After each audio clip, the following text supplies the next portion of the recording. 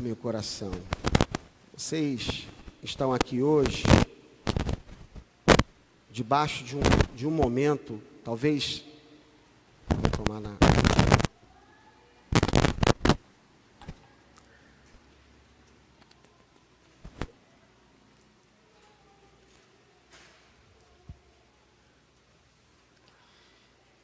Eu vou ler uma palavra para vocês, que está em João capítulo... Eu tenho vários versículos para ler. Quem está aí na mesa vai ter que se virar para ver um monte de versículos que eu vou acabar lendo. Mas o primeiro texto que eu queria ler é João capítulo 14. João capítulo 14.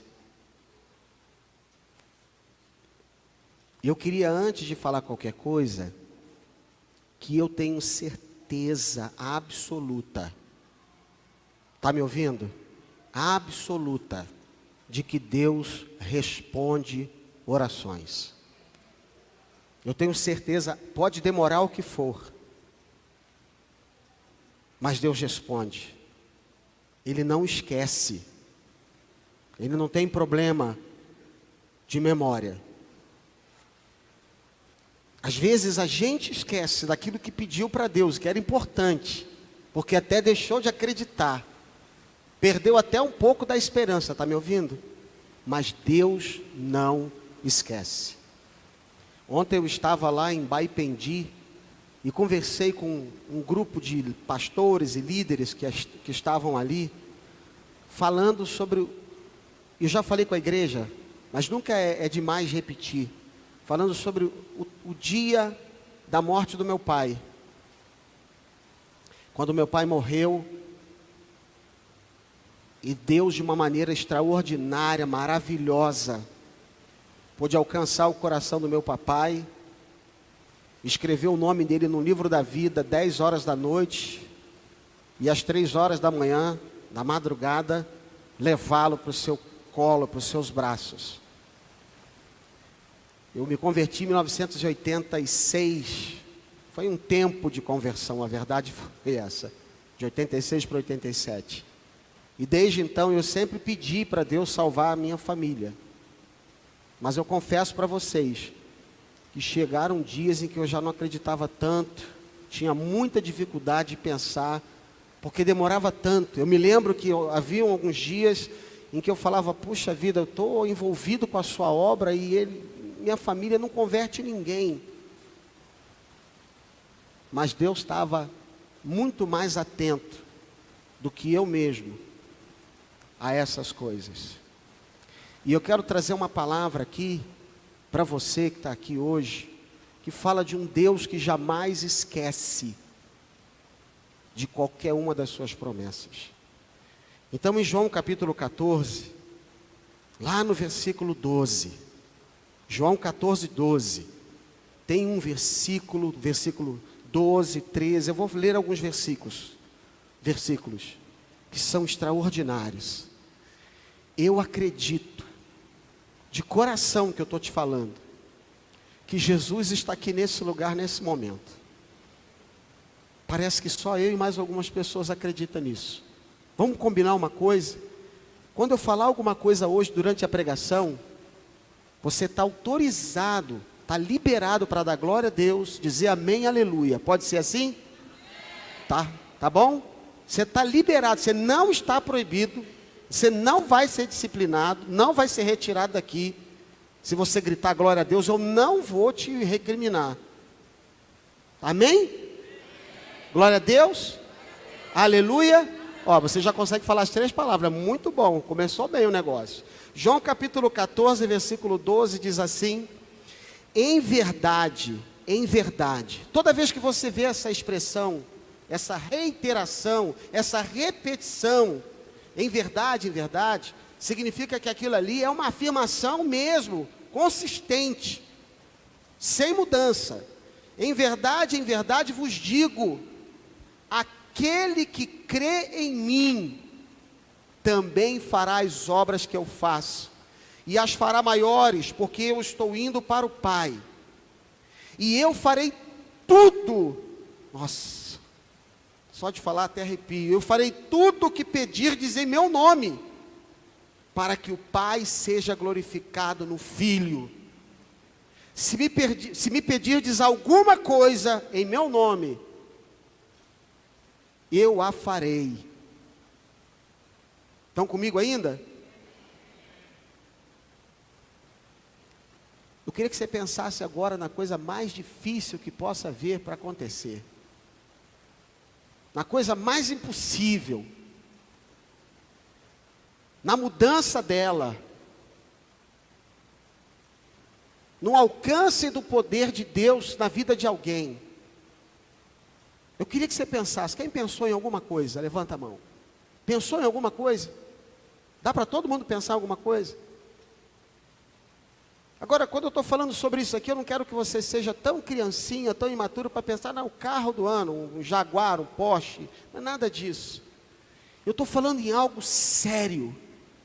Algo que pode estar encalacrado aí dentro da sua alma, dentro do seu coração, como algo que parece que não vai acontecer nunca. E eu queria que você, ouvindo isso que eu estou perguntando para você, você pensasse na sua própria incapacidade. Eu pensasse na minha própria incapacidade, na minha própria falência, na minha própria fraqueza, e você na sua. E eu me considerar totalmente imerecedor de ter qualquer coisa que Deus possa olhar para mim e dizer, vou fazer por você. E lesse de novo isso que ele está dizendo. E isso desafiasse a mim e a você. Quando ele diz, quem crê em mim, vai fazer obras que eu faço. E ainda vai fazer coisas maiores. Porque eu estou indo para o Pai. Quando nós começamos aqui, nós éramos 19 pessoas, se eu não estou enganado. Se a firma me disser 39, 49, quantos eram? Quanto nós começamos aqui? Éramos 6, igual aquele livro que se lê na infância na escola. Éramos 6 pessoas. Quando mudamos para cá, éramos 19, 29, 19 pessoas. E eu estive aqui com o pastor Filipe, ele olhou lá de cima, e olhando para isso tudo aqui, ele colocou sobre mim um adjetivo muito interessante. Ele olhou para todo esse tamanho que não tinha essa divisória, ele falou, Eduardo, você é completamente maluco. 19 pessoas, olha o tamanho desse negócio. Mas sabe o que acontece? Quando a gente não olha para a nossa fraqueza, para a nossa limitação, para a nossa incapacidade, quem está me entendendo? Quando a gente começa a olhar para aquilo que Jesus está dizendo, o quadro já está mudado. Quando a gente olha para a promessa dele, as coisas começam a se transformar. Porque a gente já a gente passa a não andar mais por aquilo que as nossas vistas enxergam, nem por aquilo que os nossos pensamentos limitados conseguem matematicamente equacionar, ou a nossa mente consiga desenhar. A gente começa a andar por aquilo que ele está falando. Porque Jesus é maior do que toda a fraqueza que você tem, que eu tenho. Jesus é maior do que toda a limitação que qualquer um de nós tem. Jesus é muito maior do que qualquer sonho que a gente tenha. Jesus é muito mais poderoso do que toda e qualquer capacidade que eu e você tenhamos de fazer qualquer coisa. Tem pessoas que estão aqui hoje, que não acreditavam mais em si, em relação aos estudos. Alguém pode dizer amém? Lembra que eu falei que ninguém está proibido, né? Nem impedido, está liberado, viu? Tem pessoas que estão aqui hoje que não acreditavam que conseguiria retomar uma estrutura, uma caminhada de estudos e até fazer uma faculdade. E eu aos 49 anos de idade, agora estou com 55, embora pareça, segundo alguns dizem, 38, obrigado por tudo.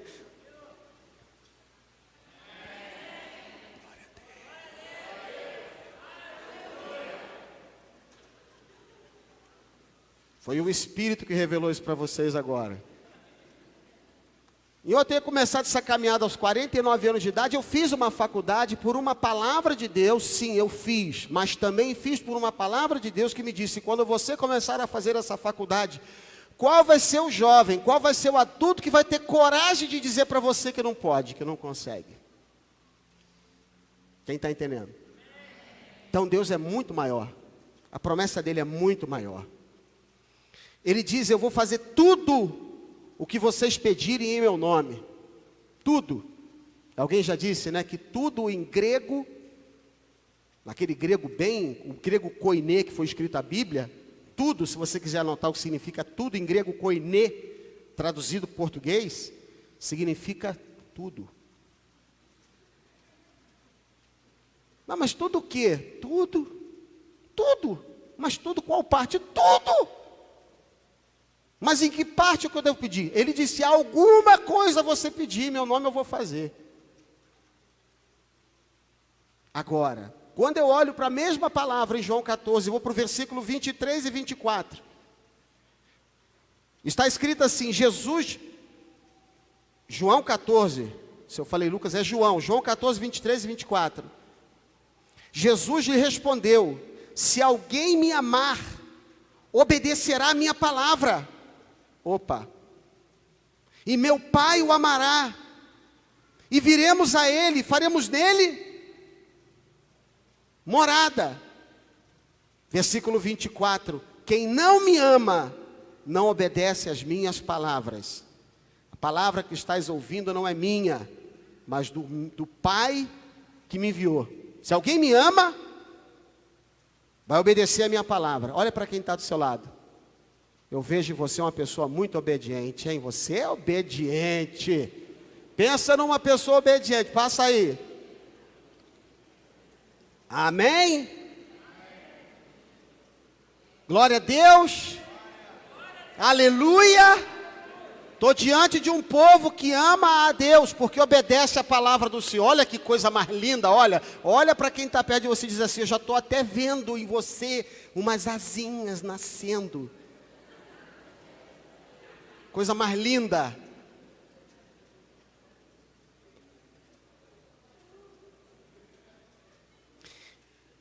Deus, por que o Senhor não responde a minha oração? Quem disse que Ele não respondeu? Talvez eu não tenha feito a oração certa. E Ele disse não. Ou ficou em silêncio. Mas que Ele responde, Ele responde. E a resposta dele pode não ser a mais gostosa para mim, mas é a melhor, a que vai me ajudar. Mas que eu tenho olhado para essa palavra e visto Deus sempre afirmar algumas coisas de maneira categórica. Se você acreditar em mim e as minhas palavras estiverem dentro de você, não vai ter nada que segure sua vida. Você vai voar. A gente podia até ensaiar aqui hoje à noite um voo. O voo das águias, porque águia, se é masculino ou feminino, não interessa, né? Fala, os águias, pastor, as águias. A gente podia começar a ensaiar, pegar uns discípulos meus e começar a fazer uns ensaios. Imagina o Fábio voando acima das nuvens e das tempestades. Olha, já estou até vendo aquela águia com camisa toda arriscada, entendeu? Voando. Olha que coisa mais linda. O pastor Sérgio, aí é fé mesmo, entendeu? Sobre as nuvens. Deus está aqui nesse lugar para falar uma coisa muito simples. Eu sou maior do que você. Eu sou maior do que as suas limitações. Eu sou maior do que toda e qualquer estrutura contrária. Eu sou maior do que o impossível que está dentro da tua casa. Eu sou maior do que aquilo que está afligindo a tua alma. Eu sou maior do que a tribulação que se abateu sobre você. Eu sou maior do que o medo que se instalou no teu coração, porque você está com medo da situação econômica, financeira do nosso país. Eu sou maior do que isso tudo, porque eu sou aquele que te dá a paz que excede todo o entendimento, que está acima de todas as coisas. Alguém pode dizer glória a Deus? Aleluia! Eu falei para Deus que eu vou avivar essa igreja, vou começar a correr lá no fundo, quando não... Aleluia, do ai já vai para aleluia. Agora, amados, se alguém ama, obedece. E João 15, versículo 7, fala o quê? João 15, 7. Se permanecerdes em mim, se permanecerdes em mim, ou seja, se você mantiver a aliança, se você não abrir mão, se você não desistir de caminhar comigo, se você perseverar, Se você não me abandonar, se você não desviar para a direita, se você não sair do prédio de camisa branca, se você não for para longe, se você entrar.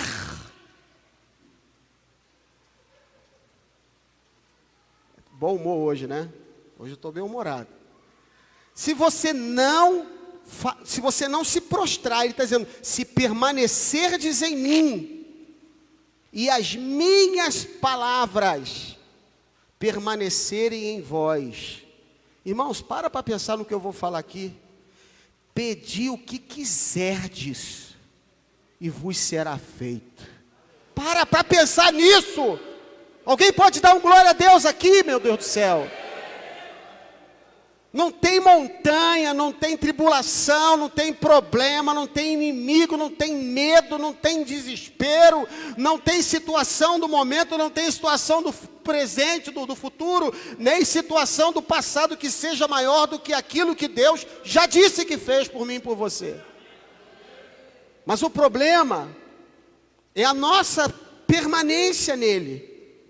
A questão é perseverar nele. Está batendo, está caindo, mas eu estou lá. Estou insistindo, não largo, fico firme. O barco está querendo virar, mas ele está dentro, alguma coisa vai acontecer. Ele não vai me deixar desamparado. Já no Antigo Testamento disse, já fui moço e nunca vi o mendigo, já fui agora sou velho, nunca vi o mendigo, um servo de Deus a mendigar o pão, sua descendência passa fome. Ele não mente, ele não varia, quem varia sou eu, quem varia é você. Nós é que variamos, hoje queremos, amanhã não queremos, e quando nós não queremos, a gente acha que não tem jeito, quando a gente quer andar com ele, parece que não, amados. Imagine se a promessa de Deus dependesse do Eduardo. A promessa de Deus depender da graça, da misericórdia, do amor provado na cruz do Calvário pela minha vida de uma vez por todas. Se tem alguém no fundo da igreja que acredita nisso, diz amém, amém. Depende do amor de Deus sobre a minha vida, e o amor de Deus já foi provado.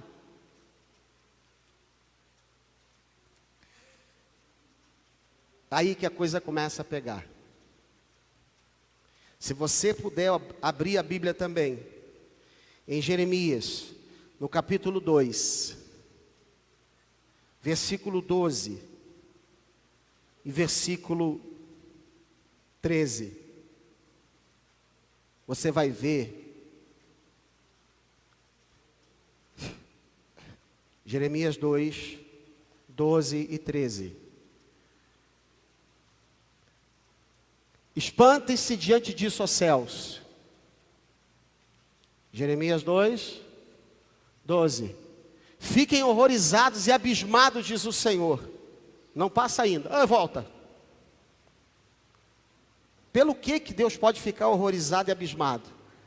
O que será que pode apavorar Deus? Será que tem alguma coisa que pode fazer Deus ficar abismado e horrorizado? Diante de todas as promessas que eu acabei de ler aqui em João, será que tem alguma coisa que pode fazer Deus ficar? O que é isso? É o versículo 13. Versículo 13. O meu povo cometeu 2 crimes. Eles me abandonaram a mim, a fonte de água viva, e cavaram as suas próprias cisternas rachadas que não retêm água. Cisterna rachada é aquela chamada cisterna rota.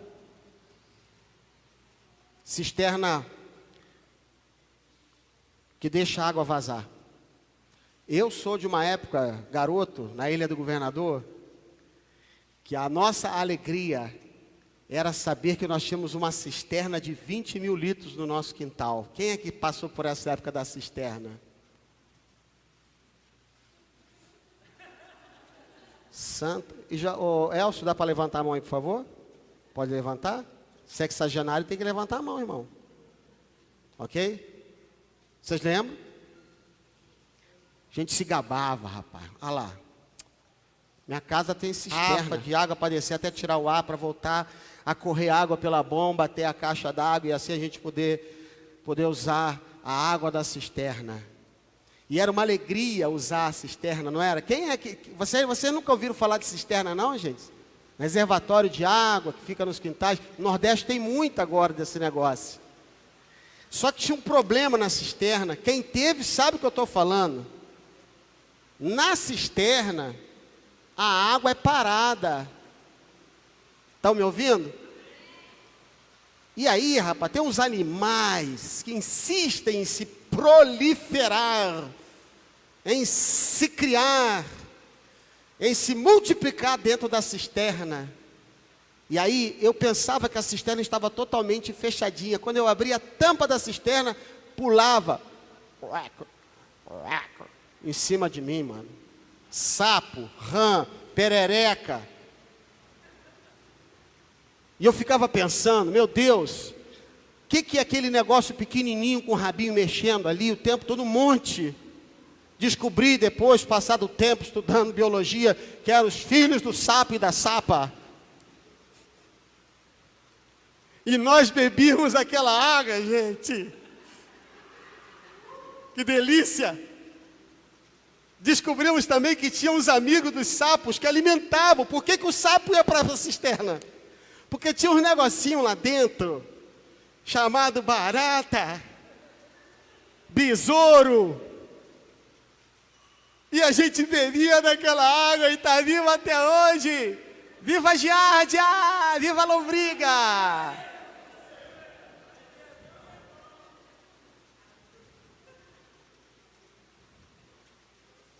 Vocês não sabem o que é isso. Muita gente aqui não sabe. Pouca gente teve coragem de falar dessa época da cisterna. E agora Deus está falando que 2 crimes o povo dele cometeu. Eu morei 15 anos na Amazônia. Dos 15 anos que eu morei na Amazônia, eu passei 13 em Santarém do Pará. 13 em Santarém e 2 em Belém. Ah, meus amados. O prazer era quando meus amigos de pesca me chamavam e falavam, hoje nós vamos para a cachoeira do Aruã ou do Maró. O que você quer? Eu falei, meu irmão, qualquer cachoeira é água. E lá ia a gente. 8 horas de barco. E eles, não está cansado? Eu falei, não, para mim deve demorar até 2 dias, estava ótimo. Só de estar dentro d'água no rio, para mim estava ótimo. E sabe qual era a alegria da gente? Era quando a gente chegava lá na nascente e agachava. Imagina você lá aqui no Rio Paraíba fazendo isso. E tomava água da nascente, lá da Cachoeira da Aruã, no Rio Arapiuns. Aquela água geladinha, fresquinha, nascendo da rocha.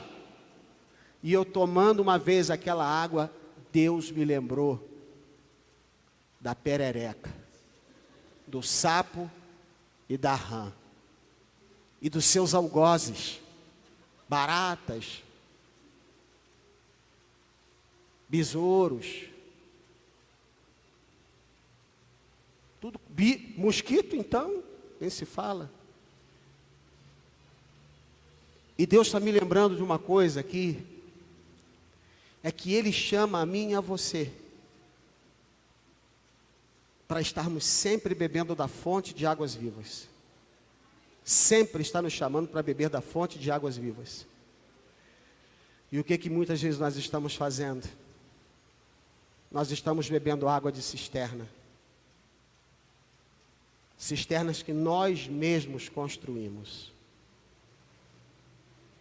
Tudo aquilo que você faz, tudo aquilo que eu faço pela minha força, tudo aquilo que eu edifico, sem depender de Deus, tudo aquilo que eu faço debaixo da minha altivez, da minha arrogância, da minha prepotência, da minha autossuficiência, tudo aquilo que eu faço que não há governo de Deus, é uma cisterna rota, rasa, não retém água, é rachada,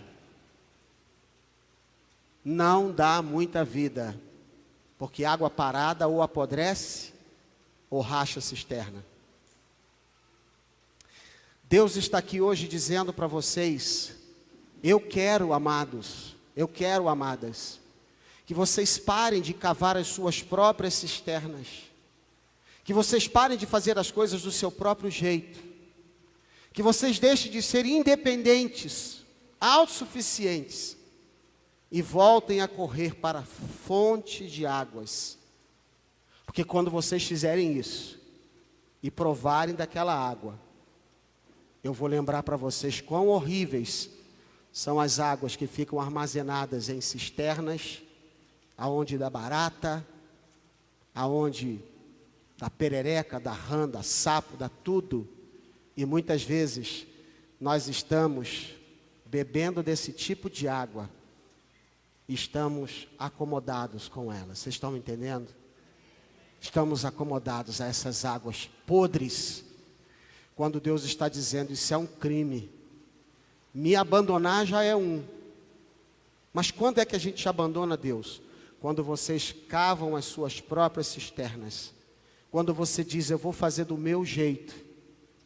Quando você toma a sua decisão. Quando você não ouve a voz de Deus.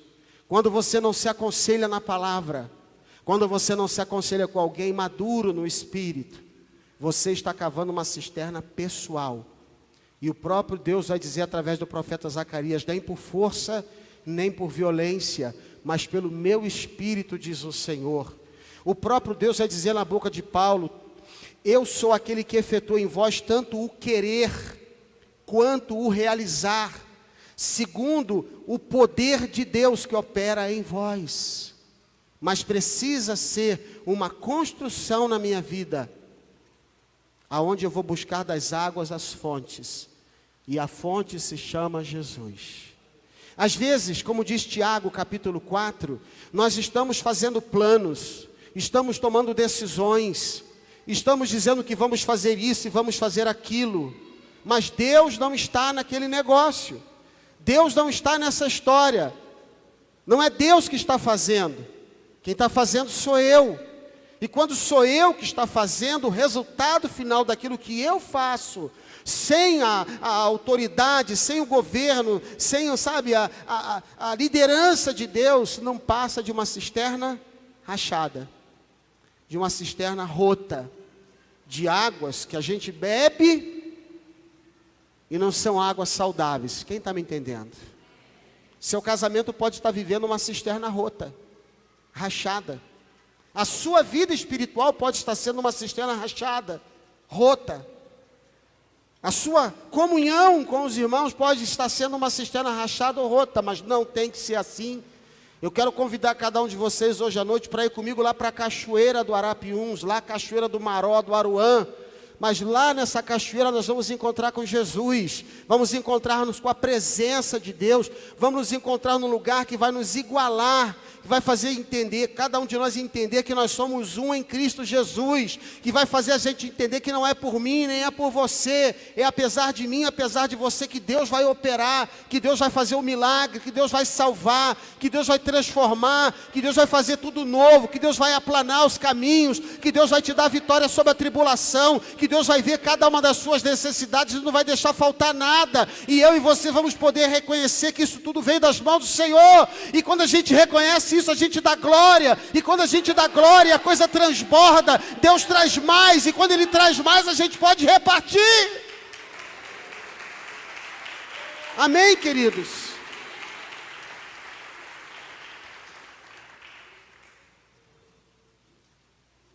Quando a gente olha a palavra de Deus, e realmente deixa ela falar o que ela tem que falar com a gente, ela diz algo assim,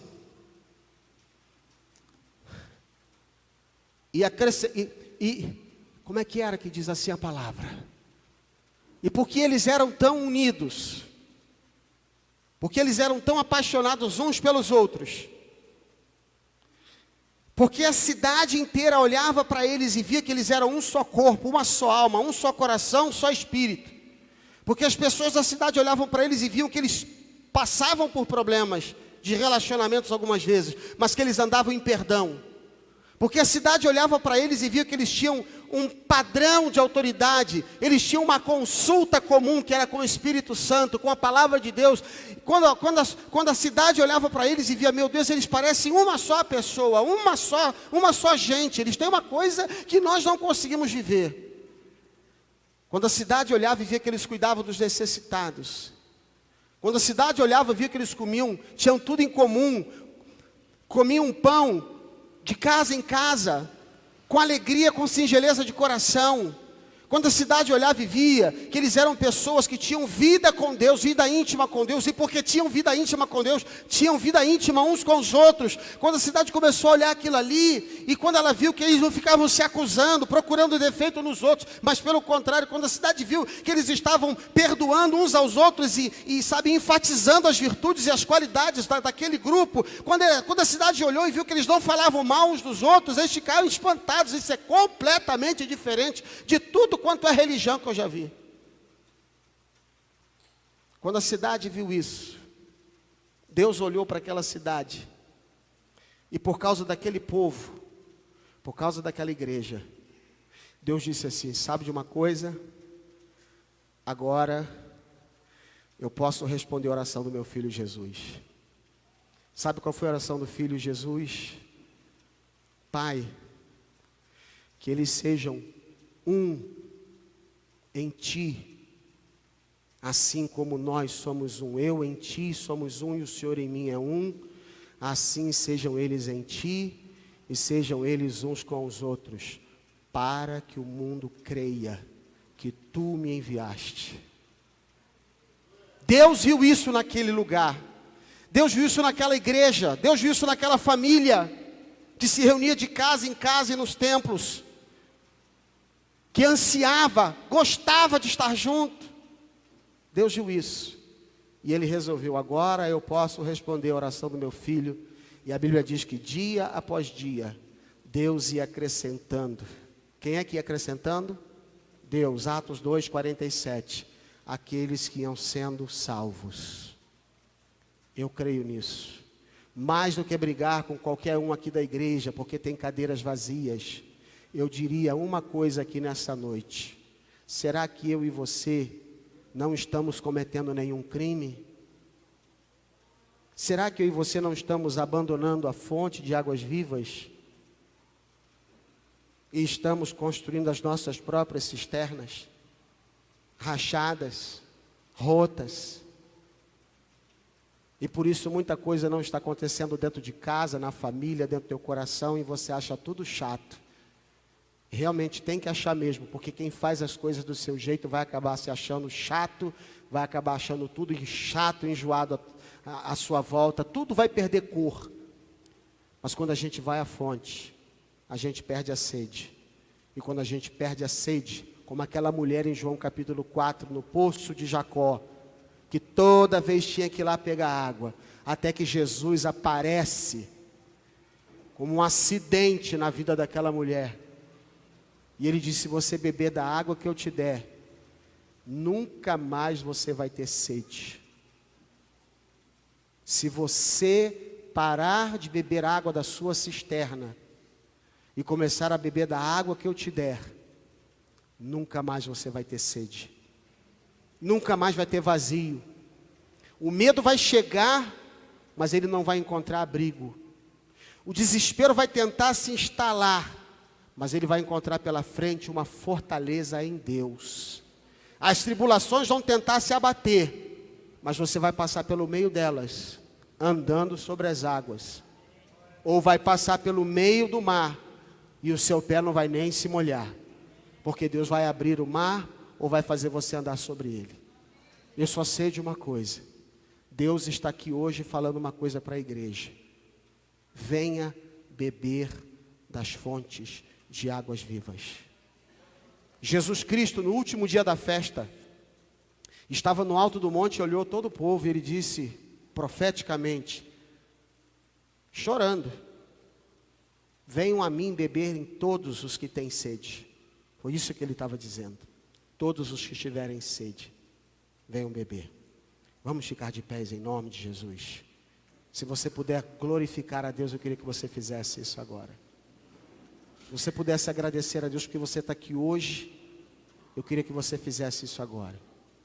Se você pudesse fazer uma coisa aqui muito importante hoje, eu queria que você o fizesse. Eu queria que você adorasse o nome de Jesus. Vamos dar as mãos. Vamos dar as mãos.